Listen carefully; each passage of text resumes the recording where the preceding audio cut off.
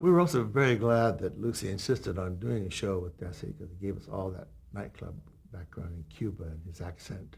No, a lot of great, Yes. great comedy. We didn't know that. You luck out. How was he with the accent jokes? Was he a good sport about it? Sometimes he would fool us. If we wrote it in like he said it, he wouldn't say it that way. I forget the word. A couple of them are like that. Oh, he never minded. No. And there's an interesting thing he admitted years later. Sometimes there'd be a joke that was based on American slang or something. American and, folk story. And he wouldn't know what it was, but he never let on. He Well, sounded like Chicken Little. He had no idea who Chicken Little was. nursery rhymes. We do some little joke on that, and he never said a word. He smiled. He said, "I figured you guys said it was funny. It was funny, but I didn't know what it meant." What was your first impression of Desi? When did you first meet him? Well, was he doing that tropical cruise or something on radio when we were doing Favorite Husband? He would come in At one time. right in there, yeah. So he'd be at the next studio. We got to meet him. When was it? Lucy came in and said, "Poor Desi's been in a wreck. He'll never walk again." I don't know. He scratched his ear or something. People know, but she exaggerated she quite exaggerated. a bit. Embroiderer, we like to call it.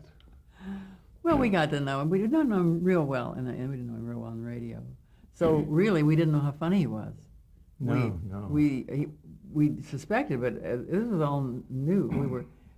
When people talk about hits on television, I think they don't figure some of it's luck, because how lucky could you be to have him turn out so well, and to have the merchants be so marvelous, and of course Lucy was a genius, so a lot of it was just fortuitous. Also, Desi had a great sense of comedy, almost more than Dear Miss Ball. She was magnificent when she got the script, but we would never go to her and say, "We have an idea coming up here," where we would never do that to her. We'd go to Desi. Well, she didn't have that kind of mind. When she saw it and acted it out, then she would say, "It needs something here, it needs something there." But on the paper, she didn't. And Desi could stop in the middle of rehearsal, listen to Madelyn, pitch the story.